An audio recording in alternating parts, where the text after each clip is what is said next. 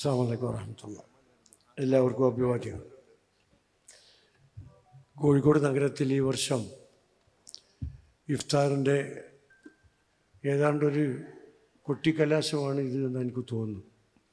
കഴിഞ്ഞ ദിവസങ്ങളിലൊക്കെ ഏതെങ്കിലും ഒരു സംഘടനയുടെ ഒക്കെ ഉണ്ടായിരുന്നു. ഇന്നലെ മജീദ് സാഹിബിൻ്റെ വകയുണ്ടായിരുന്നു.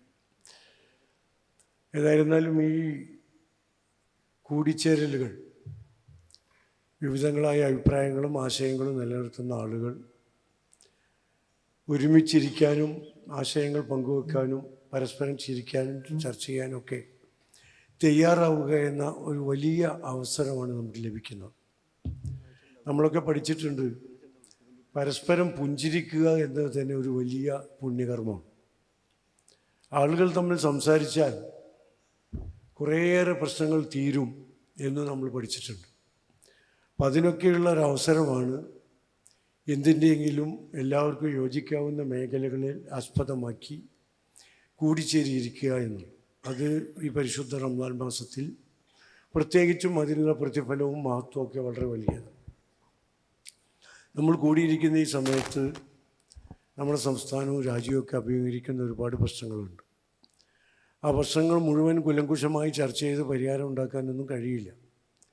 എന്നാൽ പോലും നമ്മളെ ചുറ്റുപാടുകളെക്കുറിച്ച് നമ്മൾ അജ്ഞരാണ് എന്ന് തോന്നാനും പാടില്ല. അതുകൊണ്ട് തന്നെ ഇന്ന് നമ്മുടെ സമൂഹം അനുഭവിക്കുന്ന ഏറ്റവും പ്രകടമായ വിഷമം നമ്മുടെ യുവതലമുറ ചെന്നെത്തിയിരിക്കുന്ന അപകടകരമായ ഒരു സ്ഥിതിവിശേഷമാണ്. അത് വിദ്യാർത്ഥികളായിരുന്നാലും യുവതലമുറയായിരുന്നാലും ഒക്കെ നമ്മൾ ഇതുവരെ അനുഭവിച്ചിരുന്ന, കണ്ടിരുന്ന, പരിചയപ്പെട്ടിരുന്ന ഒരവസ്ഥയിൽ നിന്ന് തികച്ചും വ്യത്യസ്തമായ ഒരവസ്ഥയിലേക്ക് പോവുകയാണ്. അച്ചടക്കമില്ലായ്മയും ഗുരുത്വദോഷവും ഒക്കെയാണ് കലാലയങ്ങളിൽ ഇന്നത്തെ അവസ്ഥ. ഒരു പടി കൂടി മുന്നോട്ട് പോയി ഇന്നലെയും മിനിഞ്ഞാന്നുമൊക്കെയായി നമ്മൾ കണ്ടുകൊണ്ടിരിക്കുന്നത് ക്യാമ്പസുകളിൽ ലഹരി മരുന്ന് ഹോൾസെയിലായി വാങ്ങി ഹോസ്റ്റലുകളിൽ വെച്ച് തൂക്കി ചെറിയ പാക്കറ്റുകളാക്കി വിദ്യാർത്ഥികൾക്ക് നൽകുകയാണ്. അവിടെ നടക്കുന്ന ആഘോഷങ്ങളിൽ അത് വിതരണം ചെയ്യാൻ വേണ്ടിയുള്ള ഏർപ്പാട് നടത്തുകയാണ്. പ്രിൻസിപ്പൽ അത് സംബന്ധിച്ച് പോലീസിന് കത്ത് കൊടുത്തപ്പോഴാണ് പോലീസ് അന്വേഷണത്തിന് വരുന്നത്. പ്രിൻസിപ്പൽ പറയുന്നു, ഇത് ഇന്നും ഇന്നലെയൊന്നും തുടങ്ങിയതല്ല, കാലങ്ങളായി ഇവിടെ നടക്കുന്നതാണ്.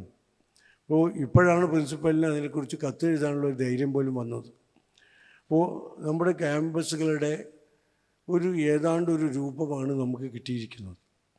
അപ്പോൾ എല്ലാ ചർച്ചകളിലും തികച്ചും വ്യത്യസ്തവും പ്രായോഗികവും എന്നാൽ കഠിനവുമെന്ന് നമുക്ക് തോന്നുന്ന അഭിപ്രായം പറയുന്ന ആളാണ് ഡോക്ടർ ഫസൽ ഗഫൂർ. മറ്റെല്ലാവരും ഒരു സൂഡോ റവല്യൂഷണറിസമൊക്കെ ഏറ്റെടുത്ത് പുരോഗമനത്തിൻ്റെ മേൽക്കുപ്പായൊക്കെ അണിഞ്ഞ് പറയാൻ മടിക്കുന്ന കാര്യങ്ങൾ സത്യസന്ധമായി ചാനൽ ചർച്ചകളിലും ഇതുപോലുള്ള യോഗങ്ങളിലൊക്കെ ഫസൽ ഗഫൂർ സാഹിബ് തുറന്ന് പറയാറുണ്ട്. അദ്ദേഹം നേരത്തെ പറഞ്ഞു, കുട്ടികളെ ശിക്ഷിച്ച് വളർത്താനുള്ള അവസരം ഉണ്ടായാലേ കുട്ടികൾ നന്നാവും. നമ്മളെ വീട്ടിലെ കുട്ടികൾ തെറ്റ് ചെയ്താൽ നമ്മൾ ശിക്ഷിക്കാറുണ്ട്. അതുപോലെ അധ്യാപകരാകുമ്പോൾ ആ അധ്യാപകരുടെ കുട്ടികളാണ് വിദ്യാലയങ്ങളിലെ കുട്ടികൾ. അവരെ നേരിയ തോതിൽ ശിക്ഷിക്കാനുള്ള അവസരം അധ്യാപകർക്ക് കൊടുത്താൽ കലാലയങ്ങൾ നന്നാവൂ എന്ന് അദ്ദേഹം നേരത്തെ മുതൽ പറഞ്ഞുകൊണ്ടിരിക്കുന്നതാണ്. നമ്മുടെ അനുഭവങ്ങളും ഇപ്പോൾ വരുന്ന വാർത്തകളൊക്കെ വെച്ച് നോക്കുമ്പോൾ അതൊക്കെ 100% ശരിയാണ് എന്നാണ് നമുക്ക് തോന്നുന്നത്. കുട്ടികൾ പഠിച്ചാലും ഇല്ലെങ്കിലും വിജയിക്കും എന്നൊരു സ്ഥിതിയിലേക്ക് എത്തി. ക്ലാസ്സിൽ വന്നാലും വന്നില്ലെങ്കിലും പരീക്ഷ എഴുതാൻ പറ്റും എന്നൊരു സ്ഥിതിയിലേക്ക് എത്തി. പരീക്ഷ എഴുതാതെ തന്നെ വിജയിക്കാൻ കഴിയും എന്നുള്ളിടത്തും ചിലപ്പോഴൊക്കെ എത്തുന്നുണ്ട്. അങ്ങനെ വരുമ്പോൾ കുട്ടികൾക്ക് പഠിക്കാനുള്ള അവസരം ഉണ്ടാവില്ല. അധ്യാപകന്മാർക്കും മാനേജ്മെൻറ്റിനൊന്നും കുട്ടികളോട് ശകാരിക്കാൻ പാടില്ല, ദേഷ്യപ്പെടാൻ പാടില്ല, കണ്ണുരുട്ടാൻ പാടില്ല എന്നൊക്കെ വരുമ്പോൾ കുട്ടികൾ സ്വതന്ത്രന്മാരായി വളരുകയാണ്. അത് അവരുടെ ഭാവിയിലേക്കുള്ള നീക്കത്തിന് വളരെയേറെ തടസ്സം സൃഷ്ടിക്കുമെന്ന് അനുഭവം നമ്മളെ പഠിപ്പിച്ചുകൊണ്ടിരിക്കുന്ന ഒരു കാലാവസ്ഥയാണ്. അതുകൊണ്ട് രക്ഷിതാക്കളും അധ്യാപകരും മാത്രമല്ല, സമൂഹത്തെക്കുറിച്ച് ബോധവാന്മാരായ, സമൂഹത്തെ നേർവഴിയിലേക്ക് നയിക്കാൻ ഉത്തരവാദിത്വം ഏറ്റെടുത്തിട്ടുള്ള മതസംഘടനകളും വിദ്യാഭ്യാസ, സാംസ്കാരിക, രാഷ്ട്രീയ സംഘടനകളുമൊക്കെ ആ കാര്യത്തിൽ ശക്തമായ ഒരു കൂട്ടായ്മ രൂപപ്പെടുത്തി സമൂഹം ഇന്ന് ഗ്രസിക്കപ്പെട്ടിരിക്കുന്ന തീക്ഷ്ണമായ അവസ്ഥയിൽ നിന്ന് അതിനെ മോചിപ്പിക്കേണ്ടതുണ്ട്. ഭാവി തലമുറ ഇതുപോലെയാകാൻ പാടില്ല. നമ്മുടെ രാജ്യത്തിൻ്റെ അവസ്ഥ പരിതാപകരമാവും. ഭാവി തലമുറയിലാണ് രാജ്യത്തിൻ്റെ നിലനിൽക്കുന്നത്. അവർ വഴിതെറ്റിപ്പോയി കഴിഞ്ഞാൽ ലോകത്തിന് മുമ്പിൽ നാണം കെടേണ്ടി വരുന്ന ഒരു രാജ്യമായി നമ്മുടെ രാജ്യം മാറും. അതിനെ പ്രതിരോധിക്കാൻ ഒരു കൂട്ടായ്മ കേരളത്തിലെങ്കിലും നമുക്ക് രൂപപ്പെടുത്തിയെടുക്കേണ്ടതുണ്ട്.